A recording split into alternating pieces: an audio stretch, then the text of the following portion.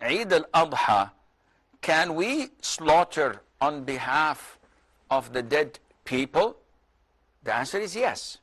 See, there is a difference between slaughtering in their name. So instead of saying Bismillah, Allahu Akbar, you say Bism al-Nabi alayhi salam, or this is for sacrifice for Tijani, Jilani, for Ibn Arabi, any one of these so-called saints. Now this is shirk, because slaughter can be only for the sake of Allah Azza wa Jal.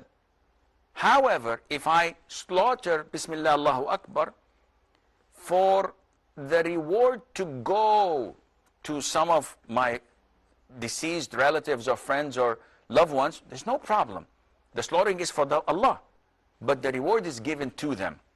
So question, is it permissible to offer qurbani, as they say in the subcontinent, or udhiyah? This is the Islamic word of it. For it, you should change qurbani into udhiyah. So can we offer it for the deceased? The answer is yes. Is it recommended? The answer is it depends. If they wrote it in their will, it becomes recommended.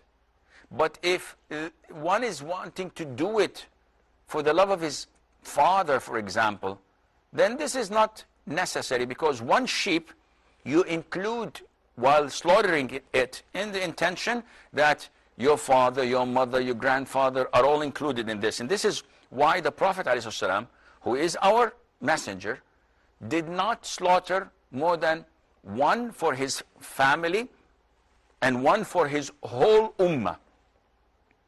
So the one for his family included his 9 wives, and this answers brother, what's his name?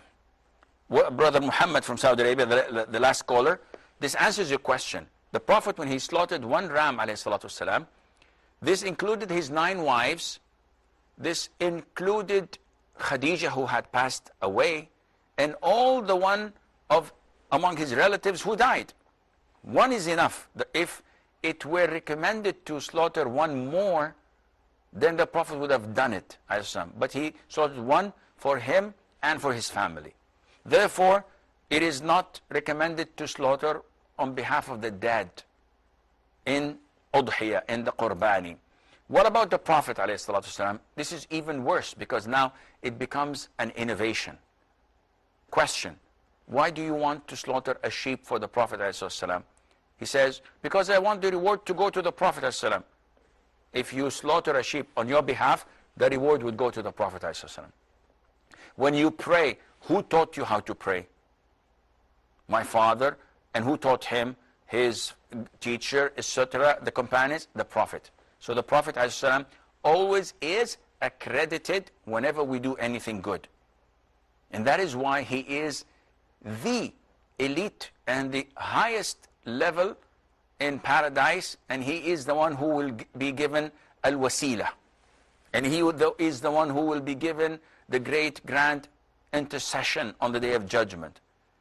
Because whatever we do goes to him. So it is illogical, let alone that it is an innovation, to do such a thing and say that this is for the Prophet ﷺ.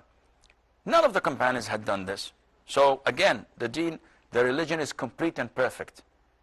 Do you innovate and bring something the Prophet did not tell us about ﷺ, neither his companions had done, and you know more than them? This is wrong, and you should refrain from that.